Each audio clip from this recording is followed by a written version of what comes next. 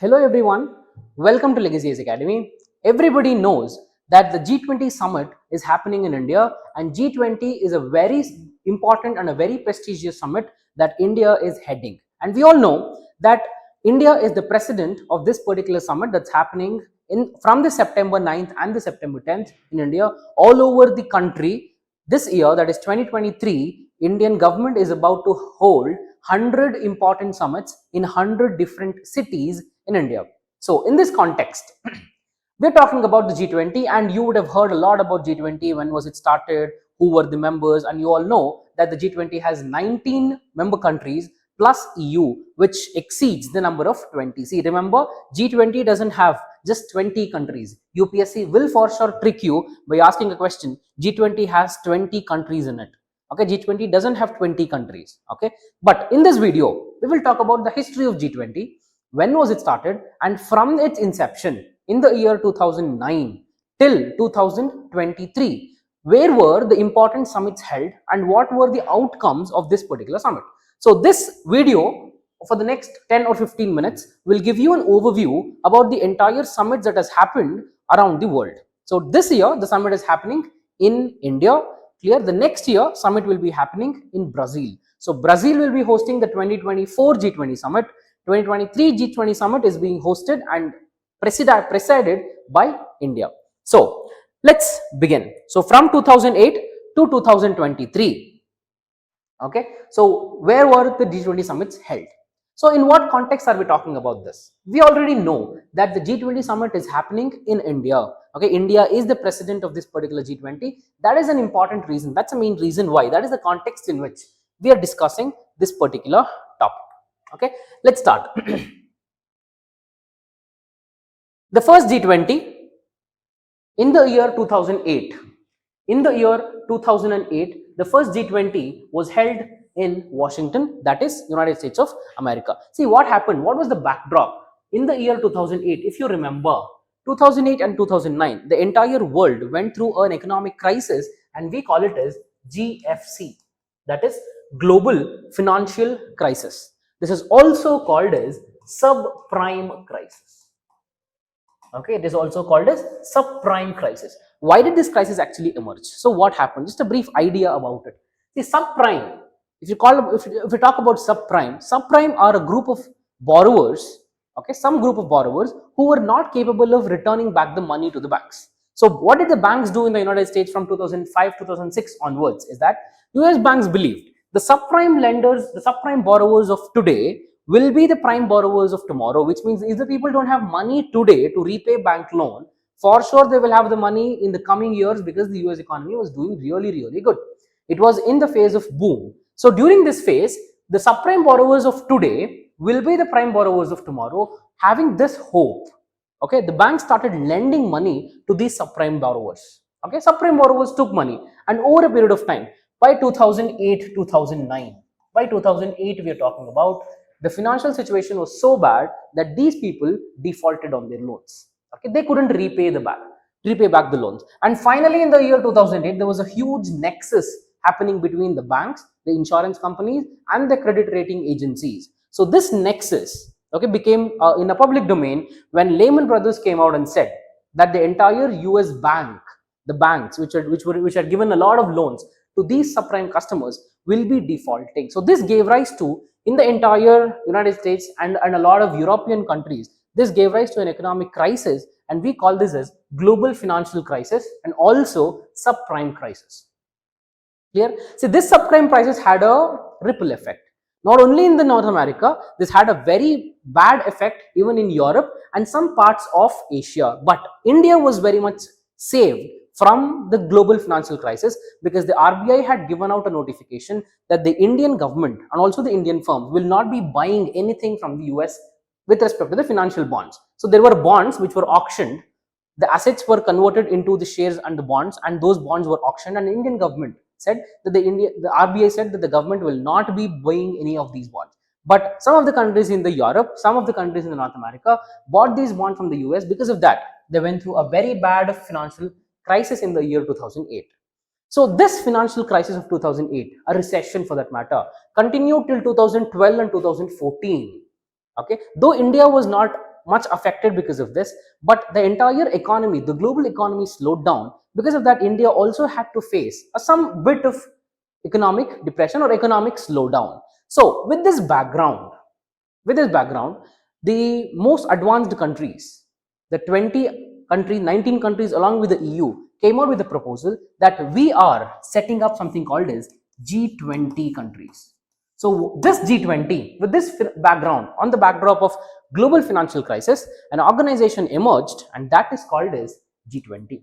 On the background of GFC, the global financial crisis, Summit on the Financial Markets and the World Economy. This was the name given to the 2008 G20 summit that was held in Washington. The name of the summit was the Summit on Financial Markets and the World Economy. Okay, so what was the aim? What were the principles? You can see the principles. Strengthening the transparency and accountability. Why strengthening the transparency? Because there was a huge nexus. There was a huge nexus between the banks, insurance companies, and also the credit rating agencies. There was no transparency. And accountability, enhancing the sound regulation, promoting the integrity in the financial markets. You can see this. So this secret alliance, secret nexus, corruption between the banks, insurance companies, and the credit rating agencies was something that should be avoided for the future of economic growth. Clear? Now, 2009.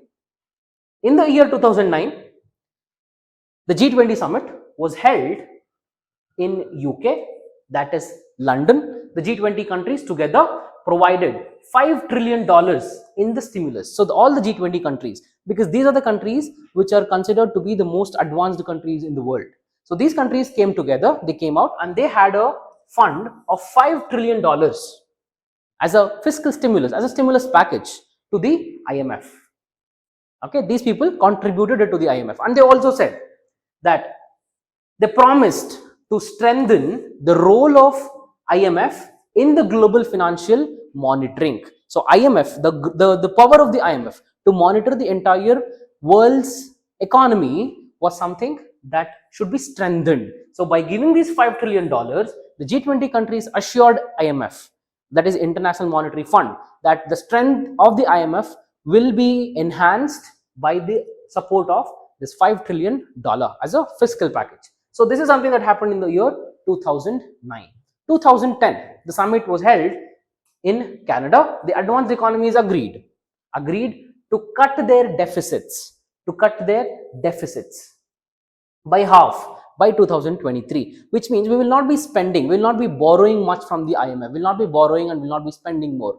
So in order to make sure that the economy is stabilized, in order to make sure that, see, this is 2010 we're talking about, 2008 was when we had the GFC. So it's just been 2 years and the entire world economy is facing the crisis. So that is the reason why in 2010 at Canada, the G20 countries agreed to cut their deficits. 2011, the summit was held in France, and in this summit, a very important agreement that emerged on the agricultural marketing and the products was something called as AMIS. Okay, a very important one, Agricultural Market Information System. Agricultural Market Information System, which means with respect to the agricultural produce and their marketing, with respect to the agricultural production and their marketing, the G20 countries agreed that there will be an exchange of information, and this exchange of information will be very, very transparent. Okay, so this is about AMIS, Agricultural Marketing and Information System, was one of the key outcomes of the summit that was held in France. Clear? So 2012, the summit was held in Mexico. So in Mexico, the main important agenda for the summit of 2012 in Mexico was providing employment for the youth. You can see here the jobs with social security, unemployment, and the generate quality jobs with social security for youth. See, providing employment will work as a virtuous cycle. See, what happens when you start providing employment? Once you start providing employment, the youth start getting income. Once they start getting income, they start demand. It creates demand for the goods. Once there is a demand for the goods, this becomes an incentive for the producer to produce more Once the producer has decided to produce more, he will start investing more. So once he is investing more, he is again creating more employment. So this will work as a virtuous cycle. This is what the entire economy needs to progress. So in the summit that happened in Mexico in the year 2012, the G20 countries analyzed that they agreed that providing quality jobs for the youth who are unemployed will be the agenda of this G20 summit. Clear? This is 2012. Next, 2013, Russia, and a very important agreement emerged that is called as BEPS, base erosion and profit shifting. This is about if one country, a firm of one country is registered in the another country, which is also called as tax havens. Clear? So the firm will actually not pay the tax in this particular country because this country and the country which it is provided, they will have an agreement. They will have an agreement of double taxation avoiding agreement. It is called as DTAA, double taxation avoiding agreement. Okay, for example, let's say a company X belongs to India, but in order to save the taxes, this company gets registered in Singapore. And India and Singapore have an agreement called as DTAA, double taxation avoidance agreement. Because India and Singapore has a double taxation avoidance agreement, this company X would say, I'm not paying tax in India, I'm only paying the tax in Singapore. Okay, because it's a double taxation avoidance agreement. So whatever the money that this company X is getting through its businesses in India will not be taxed. And this is called as base erosion and the profit shifting. Okay?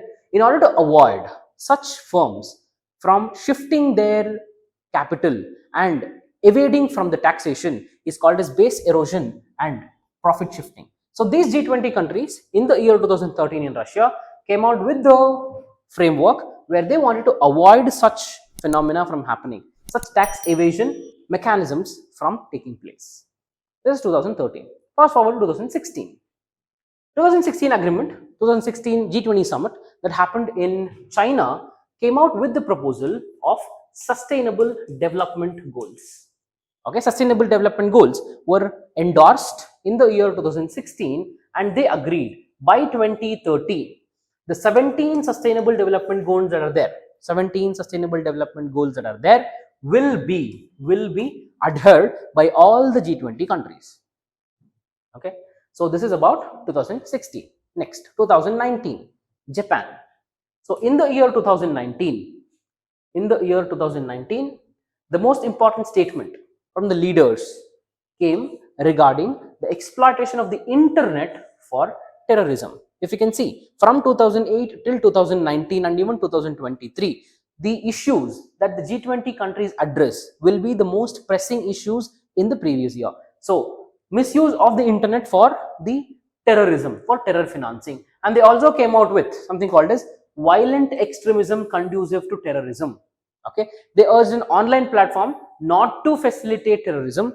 Okay, online platforms should not be used in order to spread the terror activities, and they came out with violent extremism conducive to terrorism. Okay, so this was the outcome of 2019 Japan. 2021, see 2020, because of the COVID, the summit did not happen, and 2021 we had a summit happening at Italy. Agreed to keep the goal of limiting the global warming to 1.5 degrees compared with the pre-industrial levels. If you remember, 2015 we have the Paris Agreement, which says that it should not be more than 2 degrees Celsius of the pre-industrial levels by the end of the century, which means by 2100, compared to the pre-industrial levels, the rise of the temperature should not be more than 2 degrees. But in the year 2021 at Italy, the G20 countries agreed that it is not 2 degrees Celsius, it should be 1.5 degrees Celsius.